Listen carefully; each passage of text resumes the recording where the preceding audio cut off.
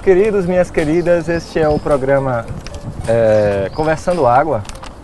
É um programa em que a gente flutua pelo fluxo de pensamentos aí dos nossos entrevistados. E a gente está aqui hoje com o nosso amigo Pedro Wagner.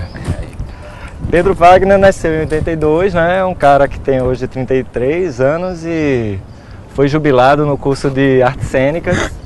Né? Começou, de repente não terminou, mas da mesma forma ele se destacou muito com o trabalho do grupo Magilute, que é um dos grupos mais interessantes de teatro, talvez o mais interessante, né, do teatro recifense hoje em dia.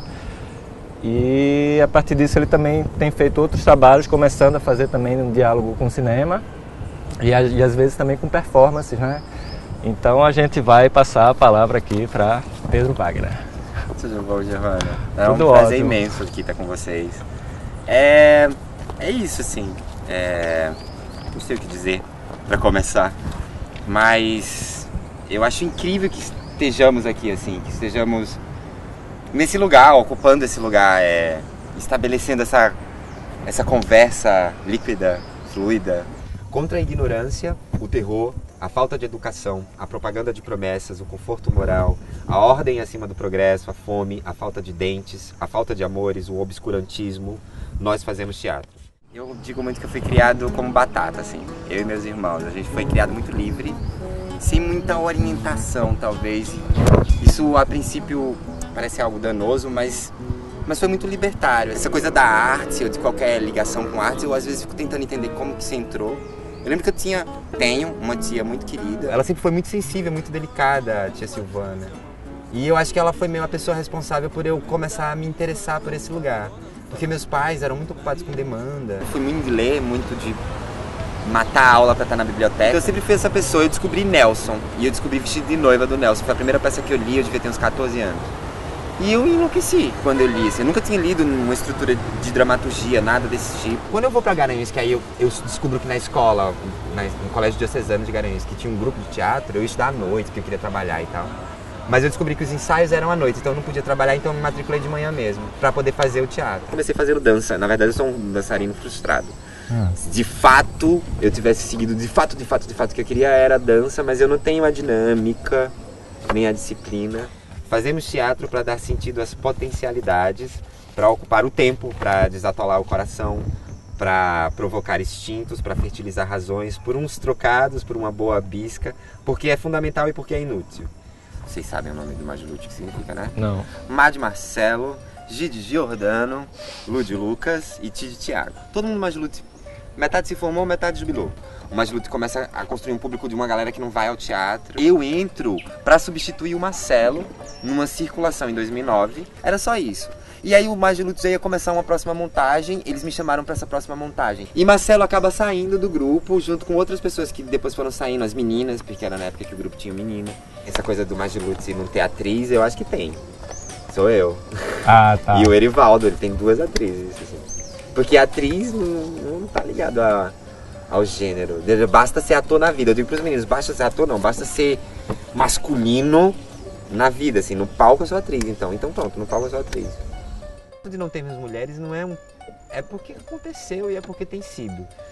E eu acho que acabou virando quase como estilo, que é muito essa energia que o Magilute tem e que eu aprendi a lidar e me deixar poluir dela, porque é uma energia maravilhosa, assim, completamente desprovida de pretensões e fleumas idiotas, assim, sabe? É isso que eu acho bonito nos meninos. Quando eu me olho de fora, eu olho pra eles, quando eu tô meio que dirigindo, vamos chamar assim, e eu vejo como eles criam, como os corpos se relacionam, como são generosos uns com os outros. Pra subir na vida, pra cair de quatro, pra se enganar, se conhecer. Contra a experiência insatisfatória, contra a natureza, se for o caso, nós fazemos teatro. Agora explica aí essa relação assim de teatro em família, como é que funciona? Tu e teu irmão fazendo. Eu um adoro. grupo Ele na juntos. verdade começou antes de mim.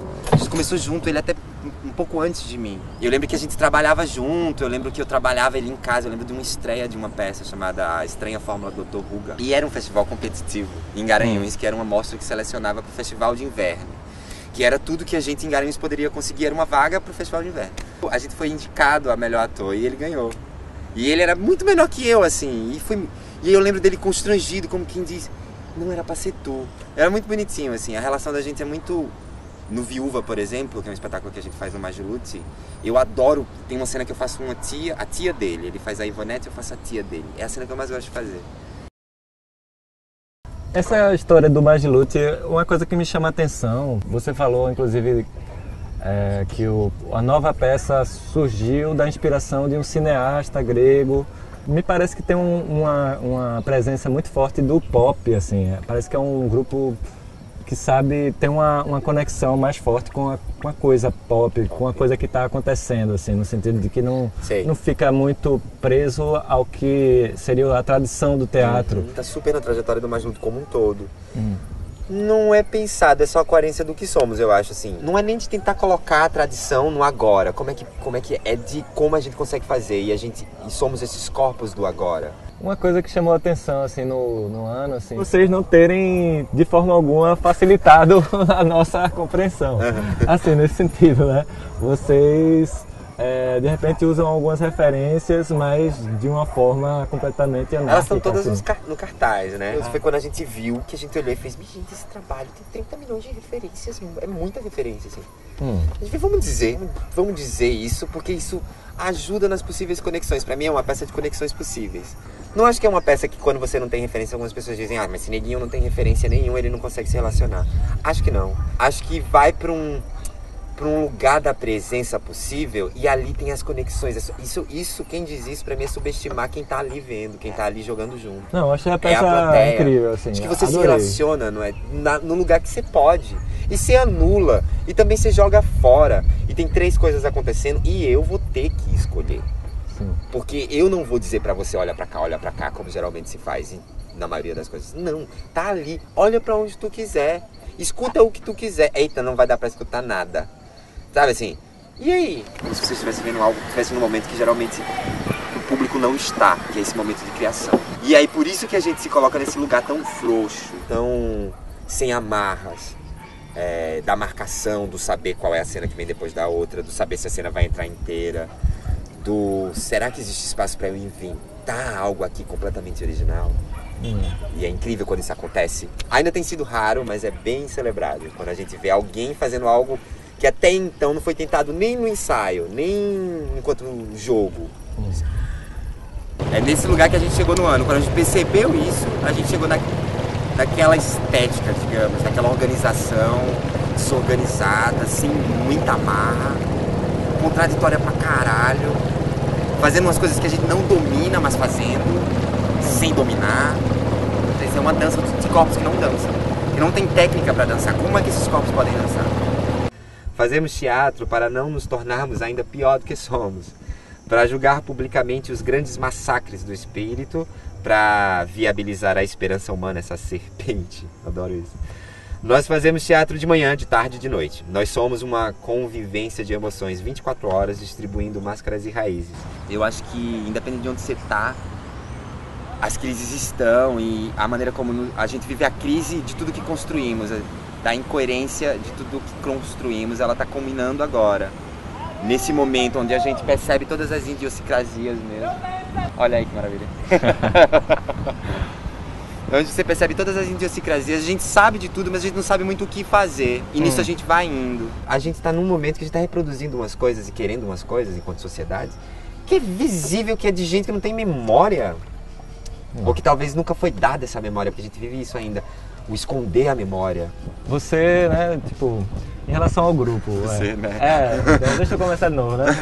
Comeu não, formal. Você, né? Comeu formal. Você, né?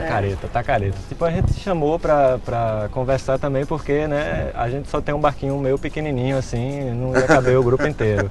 Mas eu queria saber como é que funciona o grupo, assim, tipo, qual a função de cada um. A gente tá passando por um momento de reorganização, então, assim.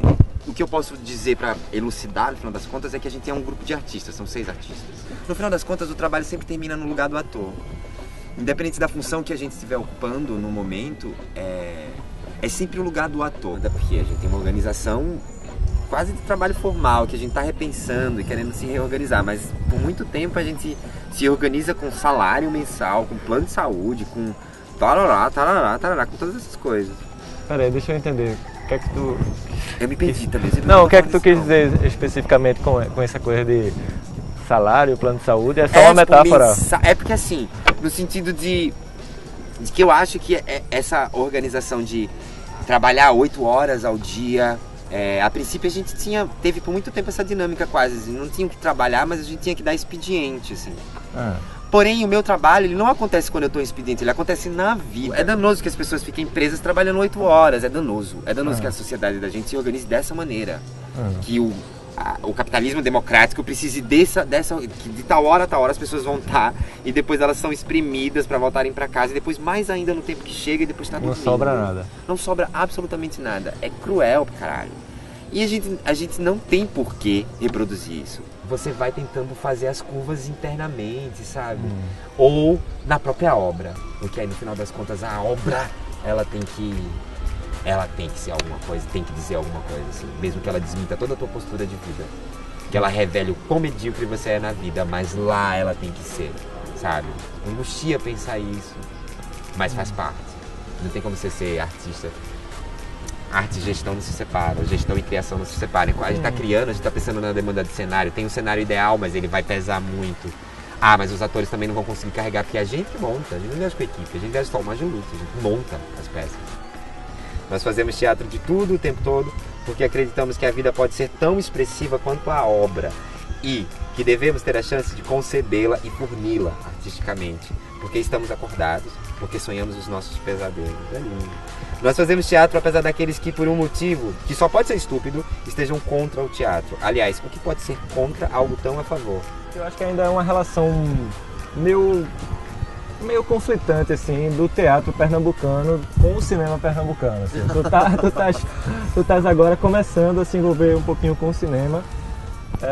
O que é que tu acha Tu acha que alguns diretores de cinema têm uma resistência de ir pro teatro e de dialogar? Mas não acho que é com o teatro pernambucano, é com o teatro em geral, é com o imaginário do teatro. Com uma coisa incrustada que eles têm no teatro. Não sei se eles vão muito ao teatro. Também tem isso. Eu acho que não também. Mas eu acho que é uma abertura. Acho que é uma preguiça deles. É uma pena, porque poderia ser incrível. Temos atores incríveis. Gente que vai passar sem nunca ter tido a possibilidade de se relacionar com essa linguagem, que não é superior, mas que tem outra relação de alcance, de coisas. A gente fazer teatro é difícil, fazer teatro no mundo é difícil. O teatro vive em crise há séculos já. É muito difícil fazer. É muito difícil fazer as pessoas saírem de casa para irem ver alguma coisa. É muito difícil, a gente só faz teatro porque a gente, pelo sistema de mecenato que o Estado dá, a gente não consegue, porque a bilheteria não vai pagar porra nenhuma. É uma pena, porque o teatro era pra ser de todo mundo. É uma pena que seja tão nicho, que a gente faça teatro só ou pra classe ou pros cools e descolados da cidade. É muito triste. Mas também é super coerente que ela não tenha o alcance que deveria, porque senão seria revolucionário demais. E aí acabou, não ia conseguir mais viver essa contradição hipócrita que vivemos, seria realmente insustentável.